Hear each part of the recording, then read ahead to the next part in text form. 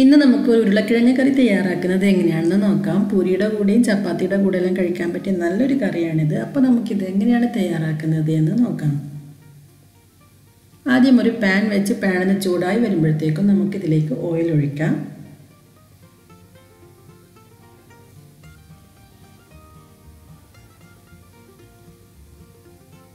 ഇപ്പോൾ എണ്ണ നന്നായി ചൂടായി വന്നിട്ടുണ്ട്. നമുക്കിതിലേക്ക് കടുക് ചേർക്കാം. കടുക് നന്നായി പൊട്ടി വരുമ്പം ഇതിലേക്ക് 1 ടീസ്പൂൺ നല്ല ജീരകം ചേർക്കാം. ഇനി ഇതിലേക്ക് 4 വെളുത്തുള്ളി അല്ലി ചെറുതായി അരിഞ്ഞത്, 3 ഉണക്കമുളക്,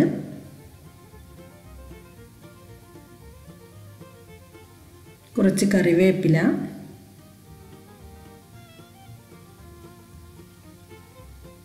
3 പച്ചമുളക് ചെറുതായി അരിഞ്ഞത്.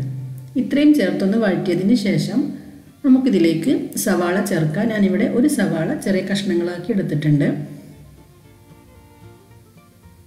ഈ സവാള ചെറുതായി ഒന്ന് വഴറ്റിയതിന് ശേഷം നമുക്കിതിലേക്ക് തക്കാളി ചേർക്കണം. ഞാനിവിടെ ഒരു തക്കാളി ചെറിയ കഷ്ണങ്ങളാക്കി എടുത്തിട്ടുണ്ട്. ഇത് കൂടി ഇതിലേക്ക് ചേർത്ത് കൊടുക്കാം.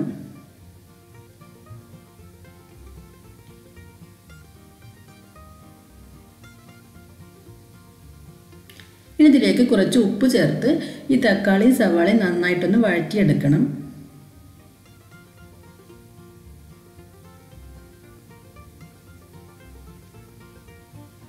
ഇനി നമുക്കിതിലേക്ക് മഞ്ഞൾപ്പൊടി, മുളക് പൊടി എന്നിവ ചേർക്കാം. ഞാനിവിടെ 1/2 ടീസ്പൂൺ മഞ്ഞൾപ്പൊടി, 1/4 ടീസ്പൂൺ മുളക് പൊടി എന്നിവയാണ് ചേർക്കുന്നത്. ഈ മുളക് പൊടി ഇതിലേക്ക് ചേർക്കുന്നത് നമ്മുടെ കറിക്ക് എരിവിന് വേണ്ടിയിട്ടല്ല. അതേസമയം ഇത് ചേർക്കുമ്പോൾ നമ്മുടെ കറി നല്ല കളറും അതുപോലെ നല്ല ടേസ്റ്റും ഉണ്ടാകും. അതിന് വേണ്ടിയിട്ടാണ്. നിങ്ങൾ എരിവ് നല്ലോണം വേണമെന്നുണ്ടെങ്കിൽ പച്ചമുളകിൻ്റെ അളവ് കൂട്ടിയാൽ മതി.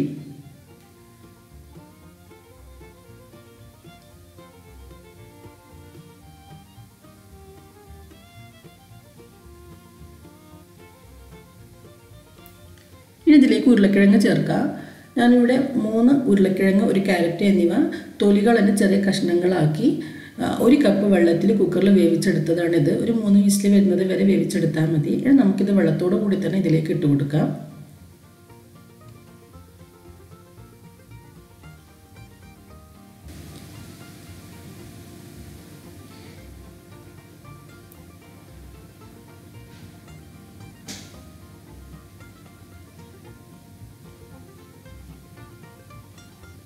ഇനി നമുക്കിതിൽ നിന്ന് കുറച്ച് ഉരുളക്കിഴങ്ങ് ഉടച്ചെടുക്കാം. മുഴുവൻ ഉരുളക്കിഴങ്ങും ഇതുപോലെ ഉടച്ചെടുക്കരുത്. അങ്ങനെയാകുമ്പോൾ നമ്മുടെ കറി പെട്ടെന്ന് ഡ്രൈ ആയി പോകും.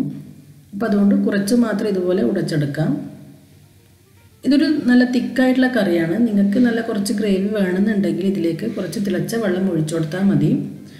പക്ഷേ ഈ ഒരു കറി ചപ്പാത്തിയുടെ കൂടെയും പൂരിയുടെ കൂടെ എല്ലാം കഴിക്കുമ്പോൾ കുറച്ച് തിക്കായിട്ട് കഴിക്കാനായിരിക്കും ടേസ്റ്റ് ഉണ്ടാവുക. നിങ്ങൾക്ക് ഗ്രേവി വേണമെന്നുണ്ടെങ്കിൽ മാത്രം കുറച്ച് വെള്ളം ഇതിലേക്ക് ഒഴിച്ചു കൊടുക്കാം.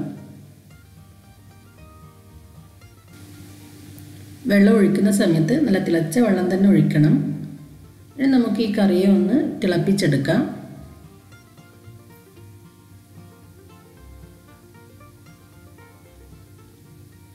ഇപ്പോൾ ഈ കറി നന്നായി തിളച്ച് വന്നിട്ടുണ്ട്. ഇനി നമുക്കിതിലേക്ക് കുറച്ച് മല്ലിയില ചേർത്ത് കൊടുക്കാം.